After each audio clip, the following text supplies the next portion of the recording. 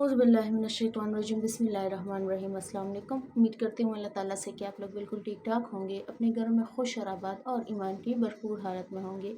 यौम आशूरा, इस दिन की फ़जीलत क्या है, रोज़े क्यों रखते हैं और इसके बेस पर या इसके पशे पोस क्या ऐसे वाक़यात हुए थे जो और दिनों के निस्बत मुहर्रम में आशूरा को ज़्यादा अहमियत मिलती है। रोज़े की फ़जीलत तो सब जानते हैं कि अगले और पिछले गुनाह माफ़ कर दिए जाते हैं एक रोज़े पर, यौम आशूरा के रोज़े पर। लेकिन ऐसे क्या वाक़यात थे जो इसके बेस को मज़बूत बनाते हैं। तो सबसे पहले हज़रत मूसा अलैहिस्सलाम का वाक़या इसी दिन पेश आया और उन्होंने शुक्र अदा करने के लिए इस दिन का रोज़ा यानी यौम आशूरा का रोज़ा रखा। और यहूदी जो इस दिन को अपना ईद समझते हैं वो भी इस दिन को रोज़ा रखते हैं।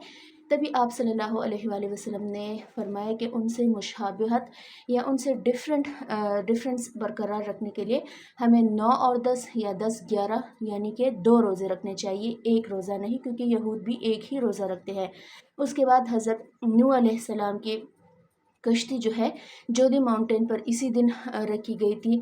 हज़रत यूनुस अलैहिस्सलाम को मछली के पेट से इसी दिन निकाला गया था और करबला का वाक़या भी इसी दिन पेश आया था। और कुछ और भी ऐसे बहुत से अहम वाक़यात थे, लेकिन ये 4-5 अहम वाक़यात जो कि यौम आशूरा को और भी ख़ुसूसियत बख्शते हैं और हमें ये याद दहानी करवाते हैं कि बेशक मुश्किल में पड़ना इंसान की फ़ितरत है, लेकिन उससे निकलना और निकाले जाने वाला रब बड़ा है, लिहाजा हमें दुआ करनी चाहिए। और इस दिन के मुनासबत से हज़रत मूसा अलैहिस्सलाम का वाक़या जो पेश आया था, तो हमें हज़रत मूसा अलैहिस्सलाम की दुआ भी विर्द करनी चाहिए और उस वसीले से दुआ मांगनी चाहिए।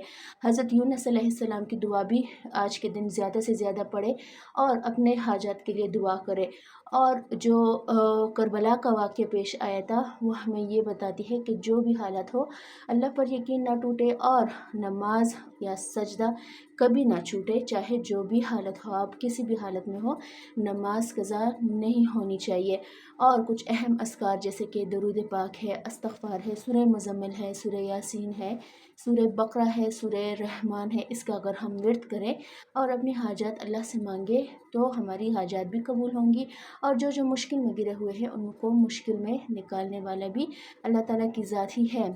आपके कुछ ऐसे मैसेजेस आ रहे थे कि हमने वजीफ़ा किया है, ये वजीफ़ा किया, ये वजीफ़ा किया, लेकिन फ़लाँ शख्स से मेरा निकाह नहीं हो रहा है या फ़लाँ शख्स से हो जाए या उसमें को इंटरेस्ट नहीं है मुझ में, मैं उसको पसंद करती हूँ। तो याद रखिएगा कि अपने नेचर को फ्लेक्सिबल रखें। ज़रूरी नहीं है कि आपको एक चीज़ की आदत हो और सारी ज़िंदगी वो आदत ना छूटे। याद रखिए कि आदत अच्छी हो या बुरी हो वो छूट जाती है थोड़ी मेहनत करने पर, लेकिन अगर आप ज़िद करेंगे तो अगर अल्लाह ताला ने आपके लिए बाग लिखा हुआ है, आप एक फूल के पीछे पड़ेंगे तो आपके हाथ कुछ नहीं आएगा। हमेशा अल्लाह से ये दुआ करें कि अल्लाह तू ये चीज़ अगर मुझे दे रहा है तो इसमें मेरे लिए भलाई रख, और जिस चीज़ में मेरे लिए भलाई नहीं है उसको मुझसे दूर कर दे या मेरी फ़ितरत उस चीज़ से चेंज कर दे। उम्मीद करती हूँ कि आपको आज की वीडियो अच्छी लगी होगी। मुझे मेरी फैमिली को ख़ुसूसन दुआओं में याद रखिएगा। आज बहुत स्पेशल डे है। अपनी हाजात मंगवाएँ, अपनी मुश्किलात से निकलने का ज़रिया मंगवाएँ। अल्लाह हाफ़िज़।